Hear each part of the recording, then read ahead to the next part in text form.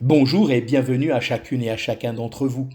Nous poursuivons notre pensée sur Christ, le modèle par excellence. Hier, je vous invitais et je nous invitais à fixer résolument nos regards dans sa direction.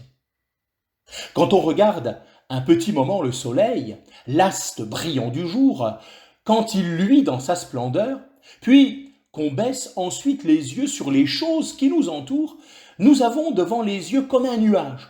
Nous ne distinguons plus les choses qui sont autour de nous.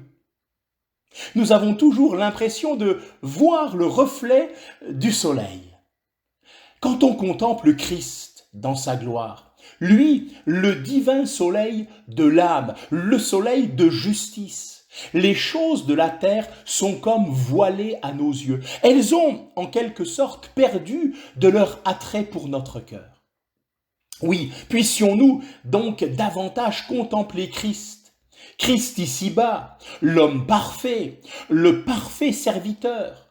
Christ sur la croix, souffrant pour nous, portant nos péchés. Mais Christ ressuscité, assis à la droite de Dieu, couronné de gloire et d'honneur, comme nous dit la parole de Dieu.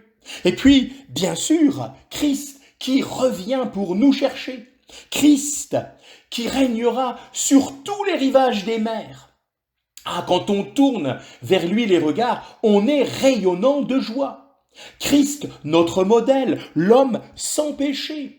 1 Pierre 2, 21, 22. Christ a souffert pour vous, vous laissant un modèle, afin que vous suiviez ses traces. Lui qui n'a pas commis de péché et dans la bouche duquel il n'a pas été trouvé de fraude. Sommes-nous véritablement ses disciples ? Alors nous devons suivre ses traces. Nous devons reconnaître qu'il y a une grande distance entre le Maître et nous. Cependant, nous sommes appelés et même exhortés à suivre les traces de Christ. Pour cela, il nous faut le considérer attentivement. Il est allé de lieu en lieu faisant le bien. Il est l'homme qui n'a pas commis de péché, nous dit l'apôtre Pierre. Celui qui n'a pas connu le péché, nous dit l'apôtre Jean.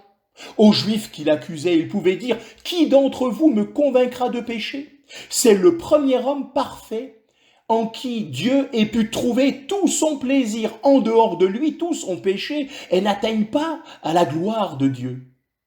Quand on amena à Jésus une femme coupable, les Juifs voulaient essayer de trouver Jésus en défaut. Mais lui écrivait sur la terre, puis se relevant, il leur dit que celui de vous qui est sans péché jette le premier la pierre contre elle. Alors il nous est dit qu'ils s'en allèrent tous un à un, depuis les plus anciens jusqu'aux plus jeunes. Christ est le seul homme sans péché, celui qui n'a rien fait qui ne dut se faire. Eh bien, nous sommes maintenant exhortés à suivre les traces que Jésus a laissées en fixant nos yeux sur lui. Mettons donc nos pieds dans l'empreinte de ses pas. Que Dieu vous bénisse richement.